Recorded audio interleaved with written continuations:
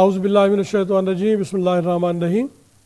मुअज़्ज़ज़ नाज़रीन, टैक्स और आवाम प्रोग्राम के साथ आपका मेज़बान जावेद मसूद ताहिर भट्टी। ये प्रोग्राम पहले लाहौर से आप देखते रहे हैं, अब ये प्रोग्राम हम यहाँ इस्लामाबाद से शुरू कर रहे हैं। आज का हमारा जो उन्वान है वो है कि आइंदा जो बजट आता है उसमें क्या बेहतर प्रपोज़ल्स दी जा सकती हैं और जिसके लिए उस बजट में टैक्स पेयर्स और टैक्स कलेक्टर क्या रोल प्ले कर सकते हैं टैक्स निज़ाम की बेहतरी के लिए। इस सिलसिले में आज हमारे मुअज़्ज़ज़ मेहमान गिरामी हैं जनाब रियाज़ हुसैन आज़म साहब, जो सुप्रीम कोर्ट के वकील हैं और टैक्स मैटर्स में ख़ास तौर पे इनका बहुत तजर्बा है। उनके साथ जनाब सैयद तौक़ीर बुखारी साहब, जो टैक्स बार के मौजूदा प्रेसिडेंट भी हैं, इससे पहले भी प्रेसिडेंट रह चुके हैं, हाई कोर्ट के सीनियर वकील हैं। उसके साथ हमारे साथ हैं जनाब फराज अफजल शेख साहब, जो सीनियर वाइस प्रेसिडेंट हैं इस्लामाबाद टैक्स बार के, और ये भी टैक्स के मामलात में काफ़ी महारत रखते हैं। तो इनसे हम कोशिश करेंगे कि इनसे ये जान सकें कि टैक्स निज़ाम को बेहतर बनाने के लिए क्या प्रपोज़ल्स दी जा सकती हैं जिसको मद्देनज़र रख के आइंदा टैक्स में बेहतर टैक्स के निज़ाम में बेहतरी लाई जा सकती है। तो अब नाज़रीन, मैं पहला क्वेश्चन जनाब रियाज़ हुसैन आज़म साहब से करूँगा कि आप क्या समझते हैं कि टैक्स के निज़ाम में बेहतरी लाने के लिए क्या प्रपोज़ल्स दी जा सकती हैं एक्स जो अगले बजट का हिस्सा जो बनाया जा सके, और जिसके लिए टैक्स पेयर और टैक्स के जो ऑफिशियल्स हैं उनके लिए आप क्या समझते हैं कि क्या प्रपोज़ल्स देंगे कि जो बजट में शामिल की जा सके तजावीज़। औज़ुबिल्लाहिमिनश्शैतानिर्रजीम बिस्मिल्लाहिर्रहमानिर्रहीम। आपका बहुत बहुत शुक्रिया कि आपने हमें यहाँ बुलाया और इसके ऊपर मौका दिया कि हम इसमें अपनी कुछ कंट्रीब्यूट कर सकें चीज़ों में। पाकिस्तान का जहाँ तक मामला है, it is a developing country, और डेवलप के अंदर बहुत सारी चीज़ें ऐसी हैं जो डिफरेंट हैं।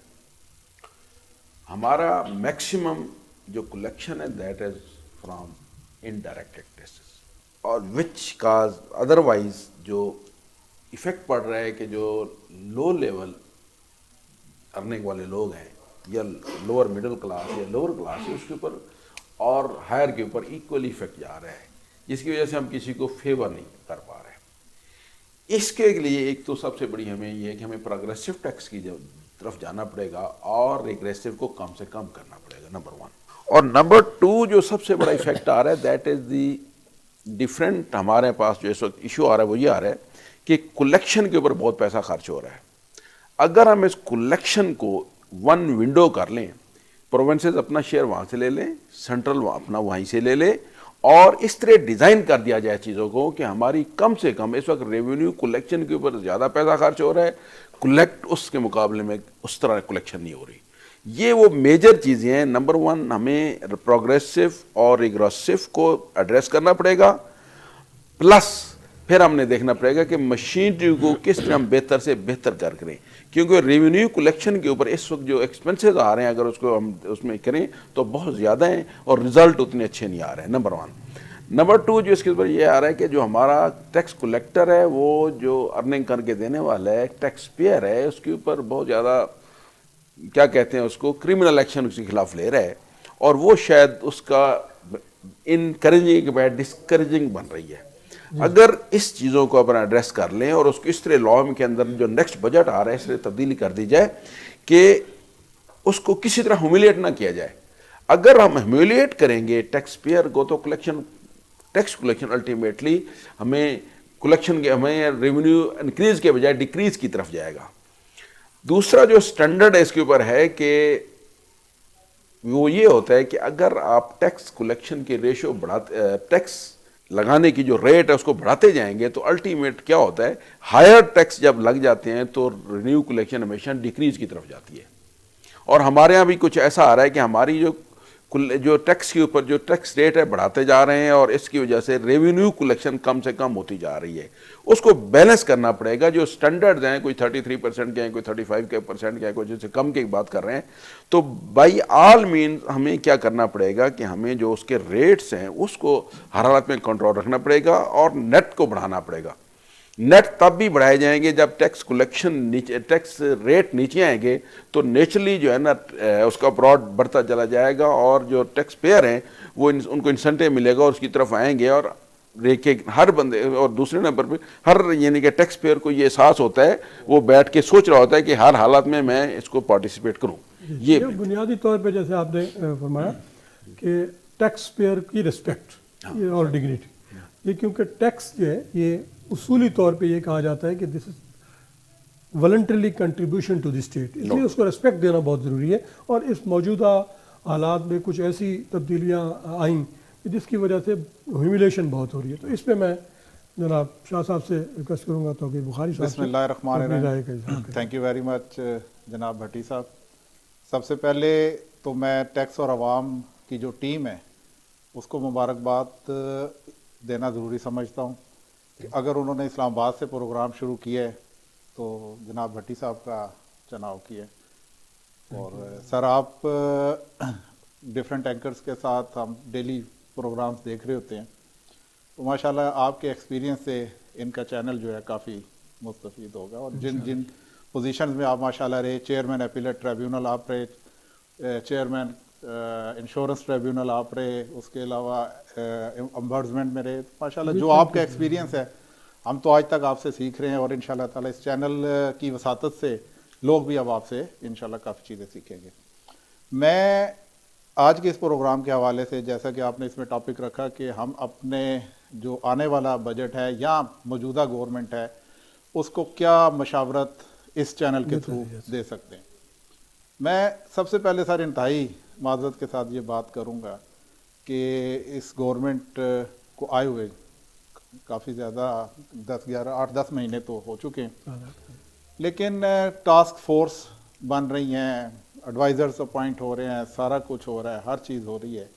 میں بطور ٹیکس بار پریزیڈنٹ ایک بات ضرور کروں گا کہ یہ گورنمنٹ اور اس سے پہلے والی گورنمنٹ بھی جو سب سے بڑی غلطیاں کرتی رہی وہ یہی کرتی رہی کہ وہ سٹیک ہولڈرز سمجھتے ہیں chamber of commerce, F P C C I, انتہائی معذرت کے ساتھ وہ سارے ہمارے بھائی ہیں. میں خود راولپنڈی چیمبر آف کامرس کا سر 2005 سے لے کے 2017 تک وائس چیئرمین رہا ٹیکس کمیٹی کا, پھر میں چیئرمین رہا, وہ سارے ہمارے بھائی ہیں. لیکن کبھی بھی یہ ٹیکس بارز ایسوسیشنز کے ساتھ بیٹھ کے کسی قسم کی کوئی مشاورت, اب یہ اگر کسی چیمبر کے ساتھ میٹنگ کرتے ہیں اور ان کو سٹیک ہولڈر سمجھتے ہیں, بالکل وہ سٹیک ہولڈرز ہیں, الٹیمیٹلی وہ بھی ہمارے پاس آتے ہیں کہ آج ہم میٹنگ میں گئے تھے, وہاں یہ بات ہوئی. اور اس قسم کی جو میٹنگز ہوتی ہیں اس میں ٹیکس بارز کی اس طریقے سے ان کو انوائٹ نہیں کیا جاتا اور ہم ظاہر خود تو جا نہیں سکتے. اس میں ایک بپیرا صاحب کی بات کو آگے بڑھاتے ہوئے جو رسپیکٹ کے حوالے سے سر میں بات کروں گا, میں آپ کو آدھے منٹ میں اپنا ذاتی ایکسپیرینس بتاؤں. نواز شریف گورنمنٹ میں 100 ٹاپ ٹیکس پیئر کی ایک لسٹ بنائی گئی تھی اور ان کو پرائم منسٹر ہاؤس میں بلا کے کارڈز دیے گئے تھے, اور اس کارڈز میں کہا گیا تھا کہ آپ کو یہ سارے انسینٹیوز ہیں اور اس میں ہر جگہ آپ کو پرائرٹی دی جائے گی, اور بالخصوص یہ کہا گیا کہ جی ایئرپورٹ پہ آپ کی بہت بڑی رسپیکٹ ہوگی.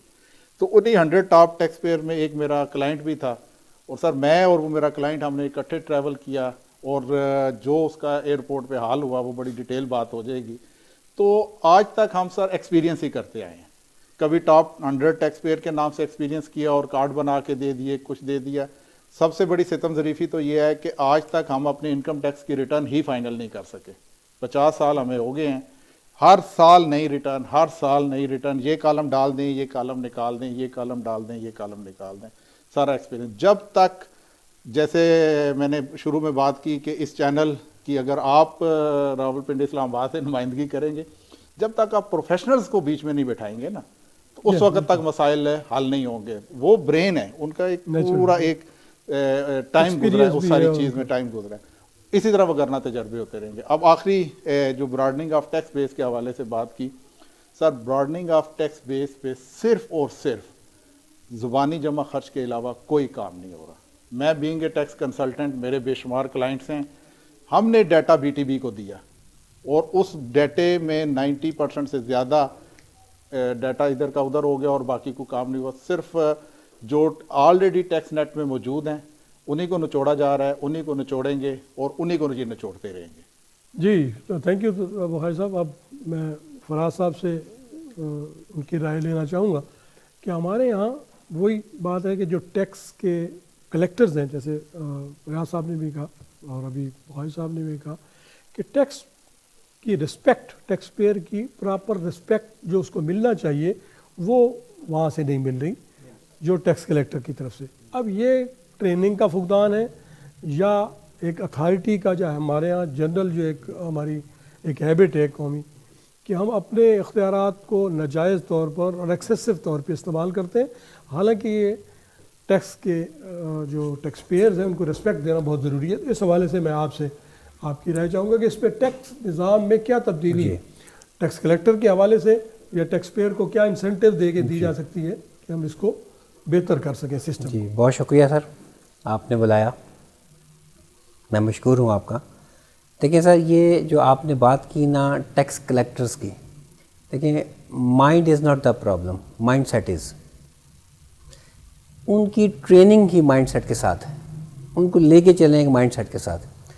اب آج ہی ایک کیس میں ہم ڈسکشن کر رہے تھے جس طرح، تو officers are trained to punish the taxpayers. Officers کو آپ یہ ٹرین کریں کہ ٹیکس ایجوکیٹ کیسے کرنا ہے، ٹیکس کلچر کو کیسے امپروو کرنا ہے.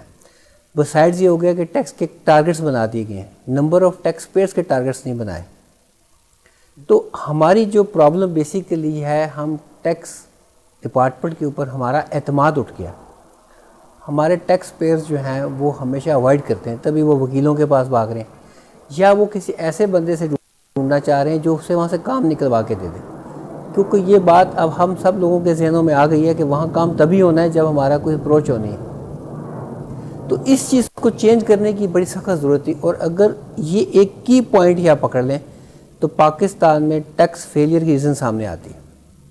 دس از دا اونلی ریزن میں سمجھتا ہوں. اچھا، یہ میں اس لیے مزید اس سے آپ حضرات سے لینا چاہوں گا کہ اب ٹیکس کے جو لاز ہیں ان میں تو کئی اس قسم کی اتھارٹی ان کو سوائے سیلز ٹیکس کے جو پنشمنٹس اور کچھ یا IR کے حوالے سے ہیں، ورنہ باقی لوگوں کے حوالے سے تو اس طرح سے جو ان کا ایگریسو ایٹیچیوڈ یا لوگوں کو جو زیادتی ہوتی ہیں اس حوالے سے، تو کیا لیجسلیشن میں کوئی ایسی چیز لائی جا سکتی ہے کہ وہ رسپیکٹ کے لیے ان کو پابند کیا جائے کہ وہ ٹیکس پیئر کی، کسی زمانے میں NTU RTU اور دوسرے بنائے گئے تھے جب ادارے، تو یہی سمجھا گیا تھا کہ یہ جی بڑا ٹرانسپیرنٹ ہوگا، جو ٹیکس آفیسرز ہیں وہ وہاں موجود ہوں گے، وہ دیکھ سکیں گے باہر. لیکن شاہ صاحب بات کریں تو میں آپ کو بتاتا ہوں. میں تھوڑا سا گزارش یہ کرتا ہوں، جب تک ہم اپنا ٹیکس ایڈجوڈیکیشن کا سسٹم درست نہیں کر رہے یہ مسائل ختم نہیں. آپ کے سوال کا جواب، اب ٹیکس ایڈجوڈیکیشن کے سسٹم کو کیسے درست کیا جا سکتا ہے؟ کسٹم میں آج بھی وہ طریقہ ٹیکس ایڈجوڈیکیشن کا سسٹم موجود ہے. سیل ٹیکس میں پہلے تھا، بعد میں ختم کر دیا گیا. اب یہاں پہ یہ ہے کہ جو شخص شو کاز نوٹس ایشو کرتا ہے اس کے پاس ایک ٹارگٹ ہے، اس نے ایک ٹارگٹ پورا کرنا ہے. اس نے بائی آل مین اپنے اس ایشو کیے ہوئے شو کاز سے پیچھے نہیں ہٹنا. 99% سے زیادہ اسی طرح کی معاملات ہوتے ہیں. ایک دو ہوں گے جس میں وہ اپنے شو کاز سے پیچھے ہٹ جائے، اس کے پیچھے بھی سرٹن ریزنز ہوتی ہیں. اب جب تک آپ جیسے ابھی recently honourable Lahore high court کی ایک ججمنٹ آئی شاہد کریم صاحب کی FM ٹیکسٹائل کے حوالے سے، اس میں وہ آڈٹ پالیسی کے حوالے سے تھی، اور اس میں بھی انہوں نے یہی کہا کہ جب تک آپ ایڈجوڈیکیشن کو اور آڈٹ کو علیحدہ نہیں کر لیں گے یہ مسائل رہیں گے. یعنی اگر آفیسر ہے، اس نے شو کاز نوٹس ایشو کیا ہے، اس شو کاز نوٹس کی ایڈجوڈیکیشن وہ نہیں کرے گا، وہ علیحدہ آفیسر ہو، وہ اس کی ایڈجوڈیکیشن کرے. اور اگر کسی فورم پہ جا کے ٹریبیونل لیول پہ جہاں پہ فیکٹس کا فائنل فورم ہے یا کمشنر اپیل لیول پہ یہ چیز سامنے آتی ہے کہ یہ کیس اس نے میلا فائڈی انٹینشن کی وجہ سے بنایا ہے. میلا فائڈی انٹینشن سے میری مراد اپنا ٹارگٹ پورا کرنے کے لیے. اب سر جب جون آتا ہے نا، آپ جون میں دیکھ لیں کبھی چھوٹی اماؤنٹ کے آرڈر آپ کو نظر نہیں آئیں گے، ملینز میں اور بلینز میں ہوتے ہیں. وہ کہتے ہیں کہ جی اتنا ہمارا ریونیو جو ہے نا وہ ریسیویبل ہے، وہ پھر ٹریبیونلز پہ، وہ ہائی کورٹ پہ، وہ سپریم کورٹ پہ ڈال دیا جاتا ہے کتنے بلینز کی ہماری ریکوری. اس کو سر ہم کنٹینیو رکھیں گے. ناظرین، چھوٹا سا کمرشل بریک، हमारे साथ रहिएगा।